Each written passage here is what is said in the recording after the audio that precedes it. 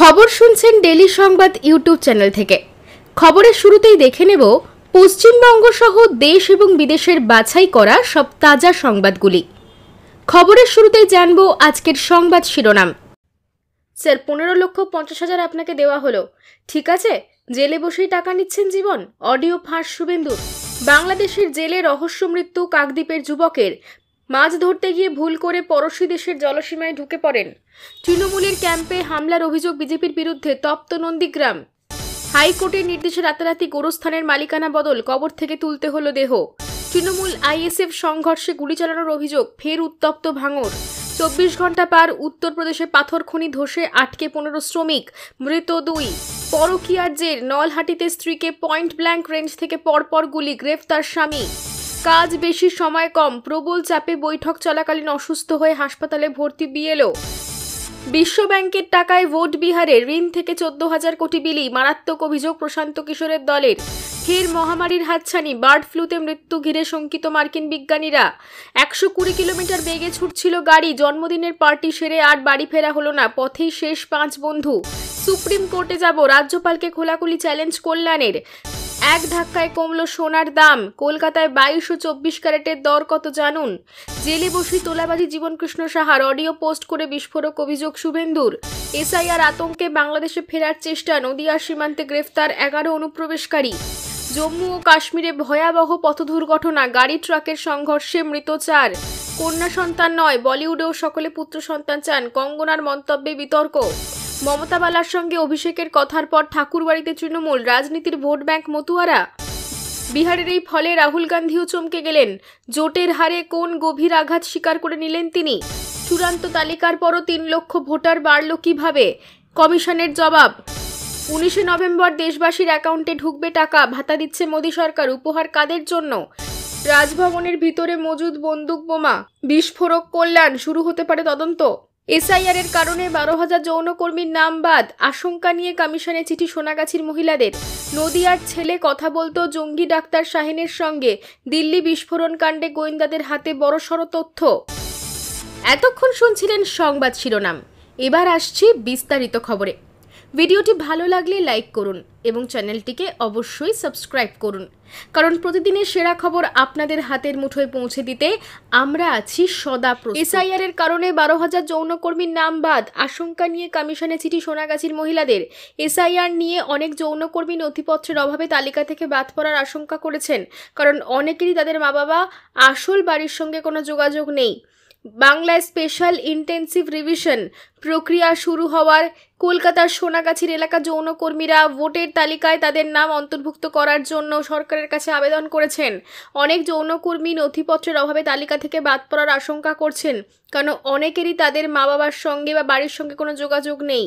যৌনকর্মীদের জন্য কাজ করে স্বেচ্ছাসেবী সংগঠন দুর্বার মহিলা সমন্বয় কমিটি পশ্চিমবঙ্গের মুখ্য নির্বাচনী আধিকারিকের কাছে একটি লিখিত আবেদন জমা দিয়েছে। তারা সোনাগাছির মধ্যেই বিশেষ যাচাইকরণের শিবিরের দাবি করেছে। তারা ঘটনাস্থলে রেজিস্ট্রেশনের প্রস্তাব দিচ্ছে, যেখানে যৌনকর্মীরা এনজিও বা সহকর্মীদের যাচাইয়ের মাধ্যমে নিজেদের বাসস্থান স্বঘোষণা করতে পারবেন। দুর্বার মহিলা সমন্বয় সমিতির সোনাগাছি শাখার সচিব বিশাখা লস্কর যৌনকর্মীদের নাম ভোটার তালিকায় নথিভুক্ত করার জন্য সরকারের কাছে আবেদন করেছেন। এএনআইকে তিনি জানান যে বেশিরভাগ যৌনকর্মী তাদের পরিবারের সঙ্গে যোগাযোগ রাখেন না, কারণ তারা বহু বছর আগে বাড়ি ছেড়েছেন। তিনি বলেন, স্পেশাল ইন্টেন্সিভ রিভিশন নিয়ে যৌনকর্মীরা সমস্যার সম্মুখীন হচ্ছেন, কারণ সবার কাছে তাদের নথি নেই। এর কারণ হলো অনেকেই বাড়ি ছেড়ে চলে এসেছেন এবং তাদের পরিবারের সঙ্গে কোনো যোগাযোগ নেই। আমাদের দাবি হলো যৌনকর্মীদের কাছে যে নথি আছে তার ভিত্তিতেই যদি তাদের নাম ভোটার তালিকায় অন্তর্ভুক্ত করা হয় তাহলে ভালো হয়। তিনি আরও উল্লেখ করেন যে যৌনকর্মীরা 2002 সালে তাদের ভোটার আইডি কার্ড পেয়েছিলেন, তারপর থেকে তারা ভোট দেওয়া শুরু করেন। তিনি বলেন যৌনকর্মীরা 2002 সালে সরকারি ভোটার আইডি কার্ড পেয়েছিলেন, এর আগে তাদের কোনো ভোটার আইডি কার্ড ছিল না। আমরা 2002 সালের পর থেকে আমাদের ভোটাধিকার প্রয়োগ করে শুরু করি, স্বাভাবিকভাবেই 2002 সালের ভোটার তালিকায় আমাদের নাম থাকবে না। সোনাগাছির পতিতালয়ে উপস্থিত কমপক্ষে 12,000 যৌনকর্মীর জন্য কর্তৃপক্ষের কাছে লিখিত আবেদন জানিয়েছে। সেখানে আবেদন উপলব্ধির নথিতে ভোটার তালিকায় যৌনকর্মীদের নাম নথিভুক্ত করার দাবি জানানো হয়েছে।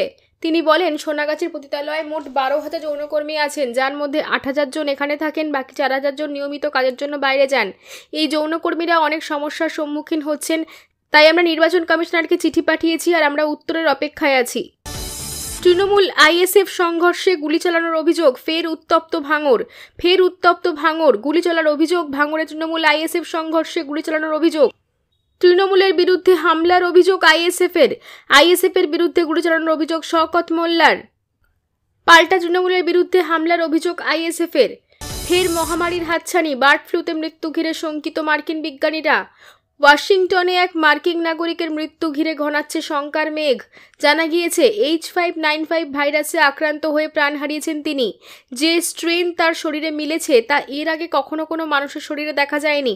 স্বাভাবিকভাবেই বাড়তি নজর রয়েছে সেদিকে। CNN এর রিপোর্ট অনুযায়ী এর থেকে সামগ্রিকভাবে জনস্বাস্থ্যের বড়সড় ক্ষতির আশঙ্কা নেই, কিন্তু এরই পাশাপাশি একেবারে নিশ্চিন্ত হওয়ার মতো কিছু দেখছেন না ডক্টর রিচার্ড ওয়েবির মতো গবেষক। তিনি জানিয়েছেন এই ভাইরাসটির মধ্যে মহামারীর বীজ থাকতে পারে। তাকে বলতে শোনা গিয়েছে, এটা ঠিক কতটা সম্ভব তা নিয়ে তর্ক করতেই পারি আমরা, কিন্তু আসলটা কেউ জানে না। দুর্ভাগ্যবশত কেবল সময় এর উত্তর দেবে। জানা যাচ্ছে জানুয়ারিতে হওয়া এক মৃত্যু সব মিলিয়ে বর্তমান 70 জন বার্ড ফ্লুতে আক্রান্ত হয়েছেন আমেরিকাতে। এর মধ্যে আলাদা করে নজর কাটছে সাম্প্রতিক মৃত্যুটি। তবে জানা গিয়েছে নিহত ব্যক্তিদের অন্যান্য শারীরিক সমস্যা ছিল এবং তিনি কিছুদিন আগেই সেজন্য হাসপাতালে ভর্তি হয়েছিলেন। কিন্তু কিভাবে ওই ভাইরাসে আক্রান্ত হলেন তিনি? মনে করা হচ্ছে বাড়ির পিছন দিকে থাকা পোল্ট্রি ফার্ম থেকেই সংক্রমিত হন ওই প্রবীণ। কিন্তু কী লক্ষণ এই সংক্রমণের? জানা যাচ্ছে জ্বর, চোখ লালের মতো সাধারণ উপসর্গ থাকছে, তবে কারো ক্ষেত্রে শুরুতেই অসুস্থতা আরও তীব্র হতে পারে। কেবল পাখি নয়, গবাদি পশু থেকেও সংক্রমণ ছড়ানোর নজির মিলছে। এই পরিস্থিতিতে যারা পাখি বা গবাদি পশুপালন করেন তাদের সতর্ক থাকতে বলা হয়েছে। বিশেষ করে পশু পাখির মলমূত্র সাফ করার সময় বাড়তি সতর্কতা প্রয়োজন আছে বলে মনে করা হচ্ছে। 120 কিলোমিটার বেগে ছুটছিল গাড়ি। জন্মদিনের পার্টি সেরে আর বাড়ি ফেরা হলো না, পথেই শেষ 5 বন্ধু। জন্মদিনের পার্টি সেরে আর বাড়ি ফেরা হলো না। রবিবার ভোরবেলায় ভয়ঙ্কর দুর্ঘটনায় ঘটনাস্থলেই একসঙ্গে মারা গেছেন তারা। দুর্ঘটনায় ভয়াবহ শিউরে উঠেছেন খোদ পুলিশ।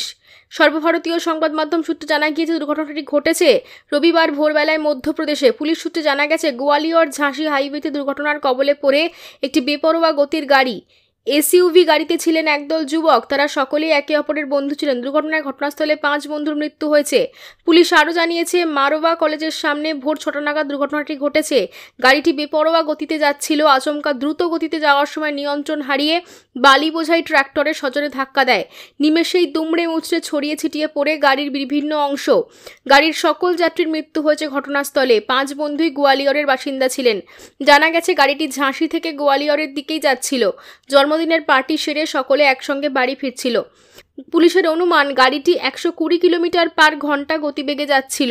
দুর্ঘটনার পর গাড়িটি এমনভাবে দুমড়ে যায় যা এক নজরে দেখে চেনাও যায়নি। ট্র্যাক্টরের তলায় পিষে যায় খানিকটা। দুর্ঘটনার ভয়ঙ্কর পরিণতিতে পুলিশের চোখ কপালে। মৃত 5 জনের বয়স 25 বছরের আশেপাশে। তাদের দেহ উদ্ধার করে ময়নাতদন্তে পাঠানো হয়েছে। মর্মান্তিক পরিণতিতে শোকের ছায়া গোটা পরিবারে। ট্রাক্টরের চালককে আটক করে জিজ্ঞাসাবাদ শুরু করেছে পুলিশ। সুপ্রিম কোর্টে যাব, রাজ্যপালকে খোলাখুলি চ্যালেঞ্জ কল্যাণের। চরমে উঠছে কল্যাণ রাজ্যপালের বিবাদ। এবার সিভি আনন্দ বোসকে খোলাখুলি চ্যালেঞ্জ ছুড়ে দিলেন তৃণমূল সাংসদ। প্রয়োজনে সুপ্রিম কোর্টে যাবেন বলেও দাবি করলেন তিনি। রবিবার নয়াদিল্লিতে তৃণমূলের কার্যালয়ে সাংবাদিকের মুখোমুখি হন কল্যাণ। সেখান থেকেই ফের বিতর্ক ছুড়ে দেন তিনি। আর শুধু কল্যাণই নন, বাগযুদ্ধে রথ নামিয়েছেন রাজ্যপালও। আইনি পথে যাওয়ার বার্তা দিয়েছেন তিনি। বিতর্কের সূচনা। গোটা বিতর্কের সূত্রপাত কল্যাণের একটি মন্তব্য ঘিরে। শনিবার হুগলি জেলার চুঁচুড়া তৃণমূলের একটি সভার চোখ নিয়ে তৃণমূল সাংসদ বলেন, রাজ্যপাল রাজ্যভবনে বসে বিজেপির ক্রিমিনালদের ডাকছেন, সবার হাতে একটা করে বন্দুক দিচ্ছেন, বোমা দিচ্ছেন। কল্যাণের এই মন্তব্যের পর রাতের দিকে একটি বিবৃতি জারি করেন রাজভবন। তাতে বলা হয়, খুলে দেওয়া হবে রাজভবন, যে কেউ এসে সরেজমিনে খতিয়ে দেখতে পারেন। পাশাপাশি কল্যাণের অভিযোগের ভিত্তিতে তদন্তের আর্জিও জানান রাজ্যপাল। মনে করিয়ে দেন, অভিযোগ ভুয়ো হলে সাংসদকে সর্বসমক্ষে ক্ষমা চাইতে হবে। 24 ঘন্টায় পারদ তুঙ্গে। শনিতে বিতর্ক, কিন্তু রবিতেও তা ক্ষান্ত হয়নি। পারদ পতনের পরিবর্তে তা উঠেছে তুঙ্গে। কল্যাণের কুরুচিকর মন্তব্য সাংবিধানিক একটি প্রতিষ্ঠানের মানহানির মামলা সমান বলেই দাবি করেন রাজ্যপাল।